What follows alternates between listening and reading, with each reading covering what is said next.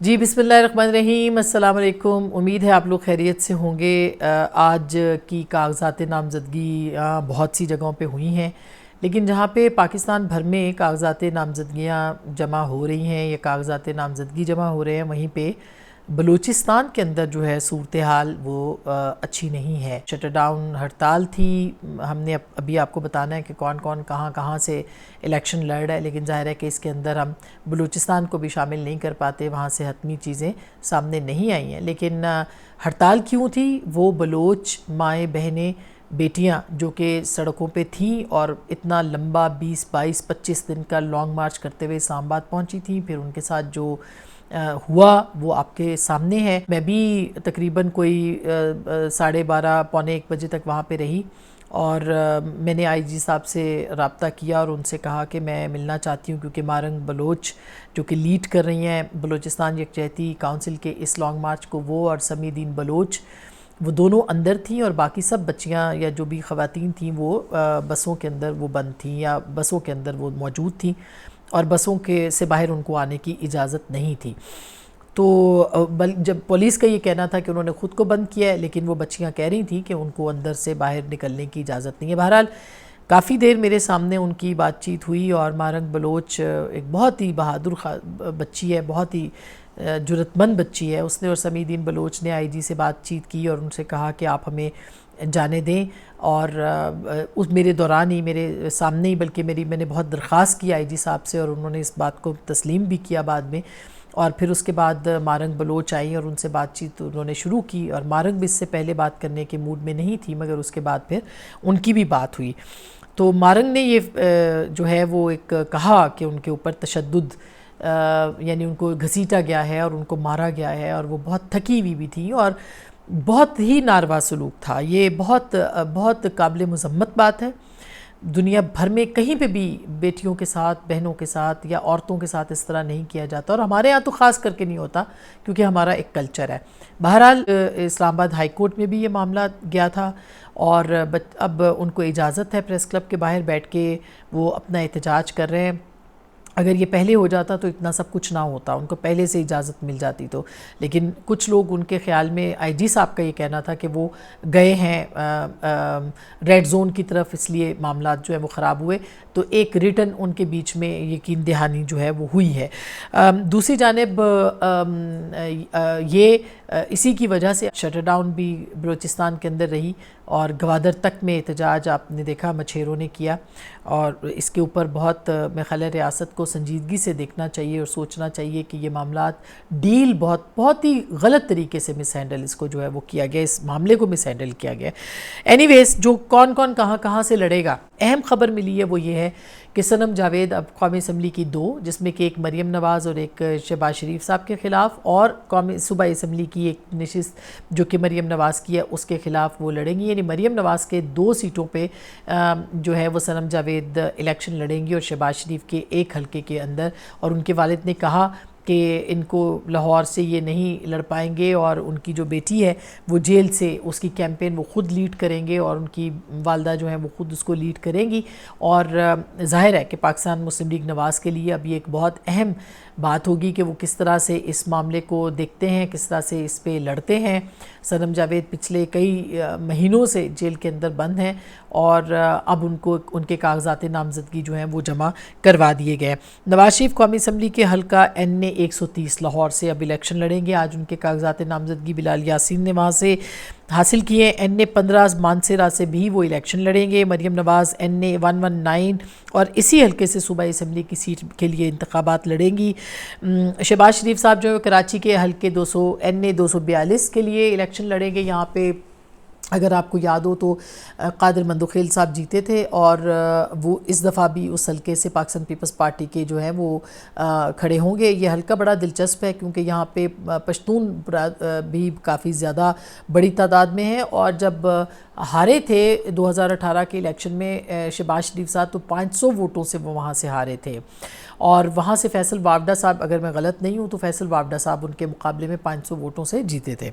اور یہ پاکستان مسلم لیگ نواز نے الزام لگایا تھا کہ ان کے جو وہ الیکشن ہے ان کا وہ چرایا گیا تھا۔ اچھا، اس کے بعد این اے جو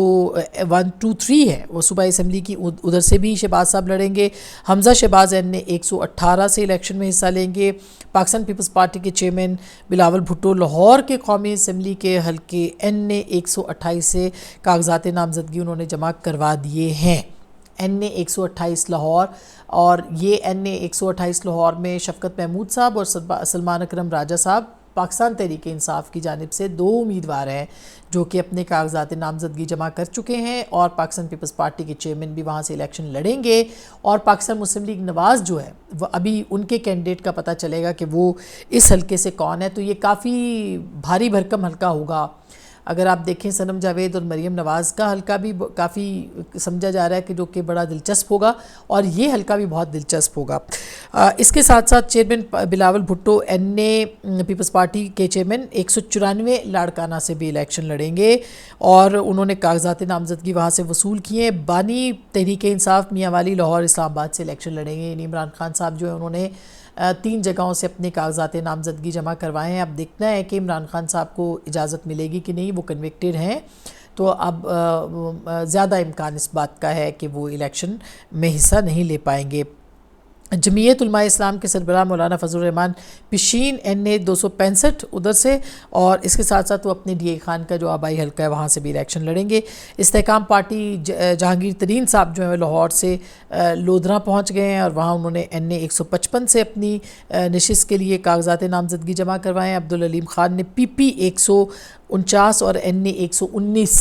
یہ میں خیال ہے حمزہ شہباز کے مقابلے پہ ان کا آئے گا، اگر دیکھا جائے تو ان کا 119 جو ہے وہ نہیں، حمزہ شہباز 118 سے ہیں، 119 سے مریم نواز ہیں،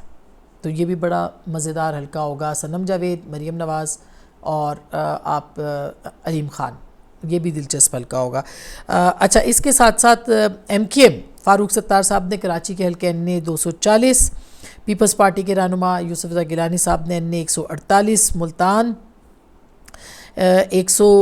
پشاور میں اے این پی کے غلام بلور صاحب جو ہیں انہوں نے این اے 32، چودھری نثار این اے 53 اور این اے 54 سے آزاد حیثیت میں 2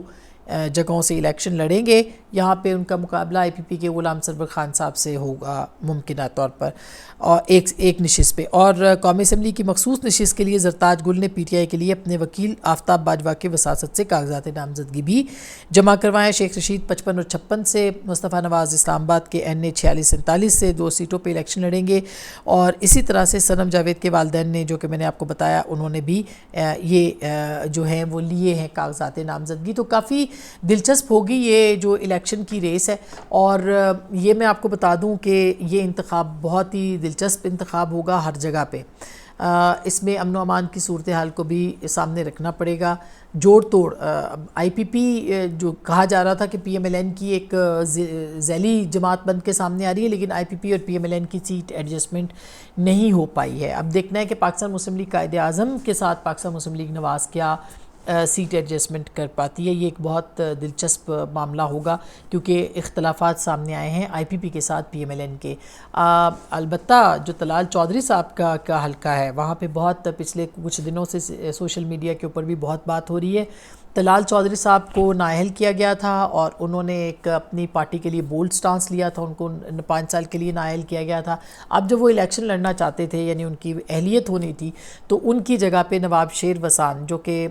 ناراض اراکین تھے تحریک انصاف کے، اور پھر انہوں نے عدم اعتماد میں ووٹ دیا تھا پاکستان مسلم لیگ نواز کو، اب ان کو پاکستان مسلم لیگ نواز ٹکٹ دے رہی ہے، اور ایک کیمپین ہے جو کہ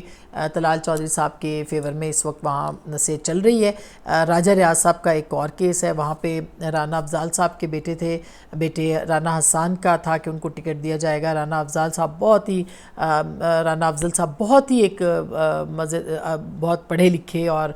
اکانومسٹ بھی تھے، اور ایک بڑا نام تھے۔ ان کے انتقال کے بعد ان کے بیٹے رانا حسان اگین بہت اچھے، وہ بھی ایک اکانومسٹ مانے جاتے ہیں اور اپنی پارٹی کے لیے نوجوان ہیں، ان کی جگہ پہ راجہ ریاض صاحب کو جو ہے وہ پی ایم ایل این کا ٹکٹ ملے گا۔ تو یہ ہے وہ ساری اس وقت تک کی اطلاعات۔ ہم آپ کو اپڈیٹ رکھیں گے اور ہر حلقے کے بارے میں ہم آپ کو انشاءاللہ بتائیں گے. انشاءاللہ تعالیٰ اپنا بہت خیال رکھیے گا. اللہ نگہبان.